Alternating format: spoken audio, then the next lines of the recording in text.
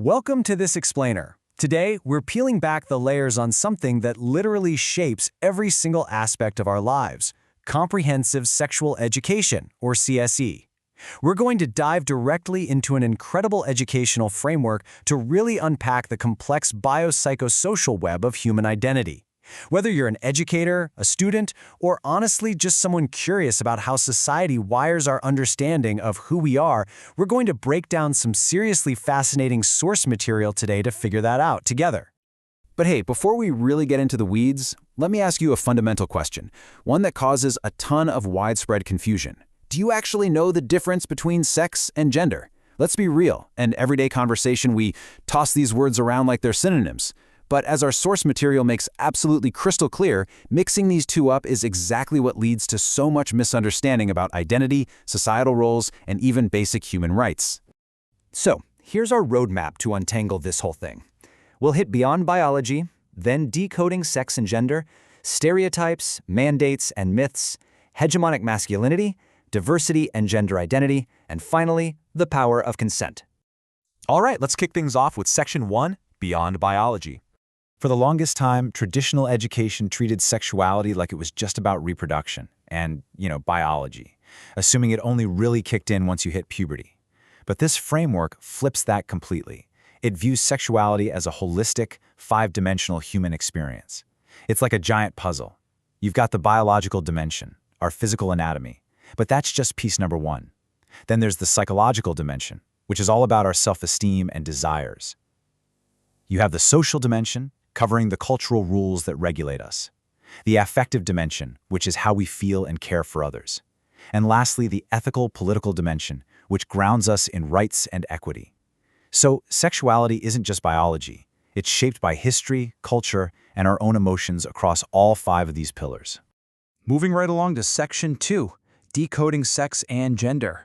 To separate these concepts, which, again, people mix up every single day, the source uses a really helpful distinction.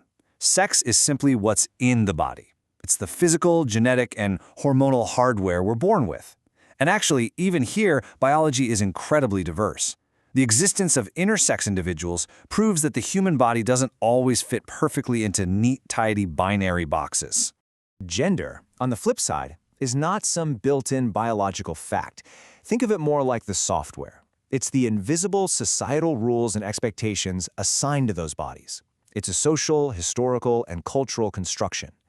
Gender basically dictates what a specific culture, at a specific point in time, decides is appropriate behavior for men and women. It's a learned script, not biological hardware. Now, let's zoom inward to gender identity. This dimension is entirely about how I feel and how I name myself. It's a deeply internal, super-personal experience. The framework points out that this identity is generally self-perceived starting really early in childhood. And here's the kicker. It might match the sex you were assigned at birth, or it might not. Then we've got gender expression. If identity is how you feel on the inside, expression is how I show myself to the outside world. We're talking clothing choices, haircuts, mannerisms, the whole vibe. And the absolute crucial takeaway here is that your outward expression does not dictate your internal identity. A guy can have a traditionally feminine expression, and guess what? It doesn't change his gender identity one bit.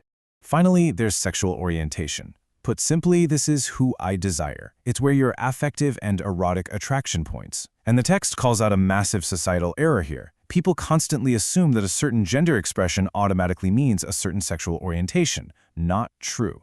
These five dimensions, they operate completely independently within every single one of us. So, what does this all mean when put together? Well, it leads us to the system of sex gender. The source explains that society essentially weaponizes these concepts to enforce a rigid hierarchy. It takes natural biological differences and turns them into social inequality using three main tools. First, binarism, the false idea that only two opposite genders exist. Then cissexism, the assumption that identity must always match the sex assigned at birth. And compulsory heterosexuality, the cultural rule pushing heterosexuality as the only legit option. Together, these just manufacture and normalize social inequality. Which perfectly sets up Section 3, stereotypes, mandates, and myths. These societal scripts are quietly enforced from literally day one. When gender stereotypes become rigid rules, they turn into mandates that box us in. Take the sexual division of labor. Society historically expects men to do the productive, public, paid work, while assigning the reproductive, private, unpaid caregiving work to women. The text highlights this concept of the mental load.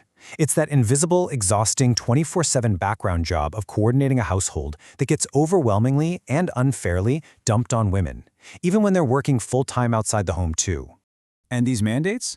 They also feed us some incredibly toxic romantic myths. The framework warns us about cultural beliefs masquerading as romance. Things like jealousy means they really care, or true love means suffering. Let's be real. Demanding your partner's phone password isn't romantic, it's control. These myths don't build healthy relationships. They literally lay the groundwork for violence. Now on to Section 4, Hegemonic Masculinity. Because women definitely aren't the only ones trapped by these invisible mandates. The framework points out that patriarchal structures exact a massive toll on men too. Sociologist Raywin Connell calls this hegemonic masculinity. It's a system that guarantees the dominant position of men, but the fascinating part is how it works. It operates mostly through cultural consensus, not just brute force. It creates this idealized, almost impossible standard of manhood that very few men can actually live up to.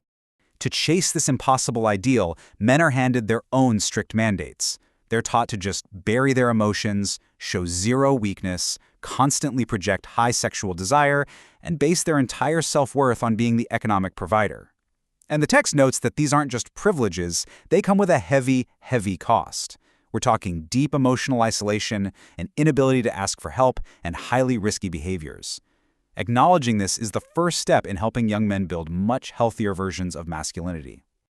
All right, Section 5, Diversity and Gender Identity. The framework makes it clear that understanding human diversity isn't just some academic thought experiment. It is fundamentally about human rights. It shatters that false binaryism we talked about by explicitly validating diverse identities. Transgender folks whose identity differs from their assigned sex at birth, non-binary folks who exist outside that strict male-female binary, and intersex individuals who prove that even biological human bodies naturally exist on a beautiful spectrum. To actually protect these identities, the text points to major legal milestones, like Argentina's gender identity law, which is recognized as a global benchmark. It guarantees the right to a self-perceived identity and ensures complete depathologization. That means transitioning is no longer treated like an illness.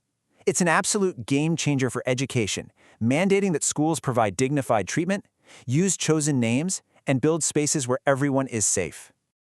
And that brings us to our final section, number 6, the power of consent. All of this, the identity stuff, the societal pressures, it all builds to how we actually treat one another. The source treats affectivity, our emotions and how we bond, as something that must be taught. Emotions aren't just private behind closed doors matters.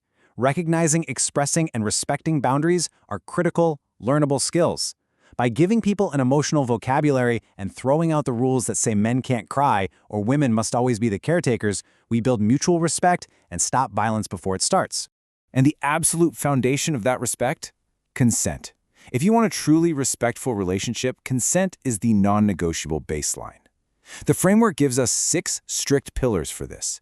True consent must be active. Only a yes means yes. Silence is not a yes. It must be specific. Agreeing to one thing doesn't mean agreeing to the whole shebang. It's reversible. You can change your mind at literally any second. It's got to be enthusiastic. It must be mutually consensual. And finally, a free choice, meaning no pressure, no blackmail, and no weird power dynamics. Wow, we have covered some incredible ground today, from the 5 complex dimensions of sexuality all the way to the firm boundaries of enthusiastic consent. As we wrap up this explainer, I want to leave you with something to really chew on. Think about your own life. What invisible gender mandates are still quietly shaping the way you live? Whether it's the mental load you're carrying, the feelings you're pushing down, or those toxic romantic myths you might have bought into, spotting them is the very first step toward true personal freedom. Keep questioning, keep learning, and thank you so much for exploring this with us.